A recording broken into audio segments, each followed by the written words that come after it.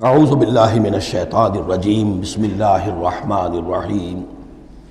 اب اس صورت کا اقامت دین جو اس کا جو اصل جو ایکسس ہے، اس کا جو عمود ہے، اس کے اعتبار سے دوسرا نہایت اہم مقام اب آ رہا ہے۔ 8 آیات ہیں۔ اقامت دین کی جد و جہد کرنے والوں میں کیا اوصاف ہونے چاہیے؟ اگر یہ اوصاف نہیں ہوں گے تو وہ اقامت دین کی جد و جہد نہیں کر سکیں گے۔ تو یہاں پر نقشہ کھینچا جا رہا ہے اس سیرت کا، اس کردار کا، کہ جو لوگ یہ طے کر لیں کہ ان صلاتی و نسکی و محیایا و مماتی للہ رب العالمین، جو اصولی طور پر ایک عزم کر لیں کہ اب ہمیں اپنی بہترین توانائیاں اور قوتیں صرف کرنی ہے اللہ کے دین کو قائم کرنے کے لیے، تو ان کے اندر کیا اوصاف پیدا ہونے چاہیے؟ وہ جو علامہ اقبال کا ایک بڑا سادہ سا شعر ہے، ہو صداقت کے لیے جس دل میں مرنے کی تڑپ، پہلے اپنے پیکرے خاکی میں جاں پیدا کرے۔ تو یہ اوصاف اپنے اندر پیدا کرو تاکہ تم اقامت دین کی جد و جہد کے لیے واقعتاً موضوع ہو سکو۔ پہلی بات، فما اوتیتم من شیء فمتاع الحیات الدنیا، جو شے بھی تمہیں دنیا میں دی گئی ہے بس وہ دنیا کی زندگی کا ساز و سامان ہے، برتنا ہے۔ وما عند اللہ خیر و ابقا، اور جو کچھ اللہ کے پاس ہے وہ خیر ہے اور باقی رہنے والا ہے۔ للذین آمنوا وعلی ربہم یتوکلون، ان لوگوں کے لیے کہ جو ایمان رکھتے ہو اور اللہ پر، اپنے رب پر توکل کریں۔ یعنی پہلی بات یہ کہ دنیا و ما فیہا سے ان کا قلبی تعلق جو ہے وہ اس طرح کا ہو جائے کہ اس کی کوئی اہمیت اور وقت ان کے دل میں نہ رہے، اور انہیں یقین ہو جائے کہ اصل میں ہمارا مطلوب آخرت ہے، ہمیں جو چاہیے وہ آخرت ہے، اور اس کی طلب ان کے دل کے اندر راسخ ہو چکی ہو۔ جب تک یہ بے رغبتی نہیں ہوگی دنیا سے، اگر کہیں بھی یہ دنیا کی محبت جو ہے کہیں وہ لگی ہوئی ہے، پھانس آپ کے دل میں چبھی ہوئی ہے، تو ہو سکتا ہے کہ وہ کہیں اڑنگا لگائے گی اور آپ جو ہے اپنے خیال میں تو بڑی ترقی کر رہے ہیں اقامت دین کی جد و جہد میں، لیکن کہیں وہ ایسی اڑنگا لگائے گی کہ اونھے منہ نیچے گریں گے۔ پہلا فیصلہ یہ ہے کہ آدمی طے کر لے کہ میں طالب آخرت ہوں یا طالب دنیا ہوں، اور نمبر 2 یہ کہ توکل اللہ پر۔ یہ ایک آیت کے اندر یہ 2 شرطیں آئی۔ اب آگے چلیے، والذین یجتنبون کبائر الاسم والفواحش، اور وہ لوگ کہ جو اجتناب کرتے رہیں بڑے بڑے گناہوں سے اور بے حیائی کے کاموں سے۔ ظاہر بات ہے کہ اپنی سیرت کو ان چیزوں سے اگر پاک نہیں کریں گے تو اس قدم میں، اس میدان میں آگے نہیں بڑھ سکتے۔ لیکن یہاں دوبارہ نوٹ کر لیجئے کہ یہی مضمون سورہ نساء میں آ چکا ہے۔ ان تجتنبوا کبائر ما تنہون عنہ نکفر عنکم سیئاتکم وندخلکم مدخلا کریما، دوسری مرتبہ اب یہاں آ گیا ہے۔ یعنی یہ کہ اقامت دین کے جو جد و جہد کرنے والے ہوں انہیں کبائر کے بارے میں اصل میں زیادہ حساس ہونا چاہیے۔ صغائر کے معاملے میں جس قدر زیادہ حساس ہم ہو گئے ہیں وہ اصل میں ایک بالکل غلط رخ ہے۔ صغائر کے بارے میں کم اور کبائر کے بارے میں ہو اصل۔ صغائر تو از خود بھی ان الحسنات یذهبن السیئات، جو نیکیاں ہم کرتے ہیں اس سے خود بخود بھی وہ ایسے صغیرہ گناہ جو ہے معاف ہوتے چلے جاتے ہیں، لیکن ہو جاتا ہے الٹا برعکس ہو جاتا ہے معاملہ کہ ایک آدمی ان چیزوں میں تو بہت ہی جزرس ہو جائے اور بہت ہی باریک بین ہو جائے، لیکن جو حضرت مسیح کے الفاظ ہیں کہ مچھر تو چھانتے ہو اور سموچے اونٹ نکل جاتے ہو، یہ صورتحال جو ہے یہ بڑی ہی یوں سمجھیے کہ پیتھولوجیکل کنڈیشن ہے، یہ بیماری کی صورت ہے۔ یہ ہے کہ بڑے بڑے گناہوں سے اپنے آپ کو پاک کرو اور فواحش سے اور بے حیائی سے۔ وَإِذَا مَا غَضِبُوا هُمْ يَغْفِرُونَ، اور یہ کہ اگر کبھی کہیں غصہ آ جائے، جیسا کہ ہم پڑھ چکے ہیں سورہ حامیم سجدہ میں بھی کہ وَإِمَّا يَنزَغَنَّكَ مِنَ الشَّيْطَانِ نَزْغٌ، وہ اگر شیطان کی کوئی چھوٹ لگنے ہی لگے تو فوراً اللہ کی پناہ طلب کرو۔ وَإِذَا مَا غَضِبُوا هُمْ يَغْفِرُونَ، جب انہیں غصہ آتا ہے تو اس غصے کو ڈھانپ دیتے ہیں، غصے کو پی جاتے ہیں۔ غفر کے معنی ڈھانپ دینا ہے، ویسے اس کے جو عام ترجمہ ہے معاف کر دیتے ہیں، بجائے اس کے کہ غصے میں کسی پر حملہ کریں اور کسی سے انتقام لیں، بلکہ اس کے اندر عفو کی صورت ہو جب غصہ آئے۔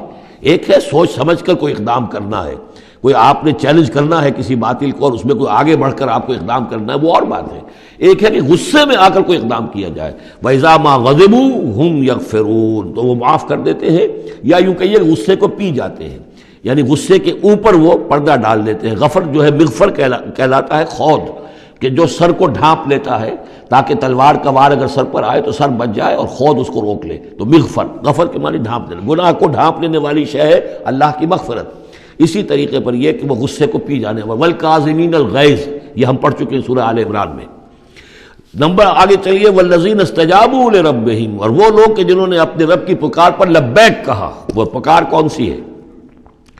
اس سورہ مبارکہ میں اب تک صرف ایک فعل امر آیا ہے جمع کے صیغے میں، ان اقیموا الدین، اور ایک فعل نہیں آیا ہے جمع کے صیغے میں ولا تتفرقوا فی، پوری صورت میں اب تک نوٹ کر لیجیے گا جا کر. تو یہ پکار اللہ کی کون سی ہے؟ اقیموا الدین ولا تتفرقوا فی. اسی کے لیے کہا تھا حضور سے فلذالک فدعوا، اسی کی دعوت دیتے رہیے. آپ کی دعوت اقامت دین کی دعوت ہو، یا آپ کی کسی جزوی شے کے اوپر آپ جو ہے وہ ہیمر نہ کر رہے ہو، کسی جزوی سی شے کو آپ نے ہدف نہ بنا لیا ہو. اصل ہدف اقامت دین. فلذالک فدعوا واستقم کما امرت ولا تتبع اهواهم. اب یہاں فرمایا والذین استجابوا لربهم، جنہوں نے اپنے رب کی پکار پر لبیک کہا، واقاموا الصلاۃ، اور نماز قائم کی، اور وامرهم شورى بینہم. چونکہ اب اجتماعی زندگی ہے، جماعتی زندگی ہے، اس میں مشاورت کا نظام ہونا چاہیے کہ وہ جو فیصلے کریں، جو قدم اٹھائیں، وہ باہمی مشاورت سے ہو. یہ بھی روح جب تک کہ اس اجتماعیت کے اندر نہیں ہوگی باہمی مشاورت کی، اور یہ کہ کوئی ایک شخص سمجھے کہ بس ہر معاملے کے اندر مجھے اپنی مرضی چلانی ہے، تو ظاہر بات ہے کہ پھر وہ کام آگے نہیں چلے گا. ہم پڑھ آئے ہیں کہ حضور سے یہاں تک کہا گیا ہے کہ یہ جن صحابہ سے خطا ہوئی ہے، غلطی ہو گئی ہے، ان کو بھی آپ وشاورہم فی الامر فاعف عنہم واستغفر لہم وشاورہم فی الامر. حالانکہ ان سے خطا ہوئی ہے، غلطی ہوئی ہے، لیکن پھر بھی آپ انہیں اپنے مشوروں میں شامل رکھیے، اس لیے کہ اس سے دلجوئی ہوتی ہے، ساتھیوں کے اندر میوچول کانسیپٹ ڈیولپ ہوتا ہے، ایک کانفیڈنس ڈیولپ ہوتا ہے، اور وہ سمجھتے ہیں کہ ہماری بھی بات سنی جاتی ہے.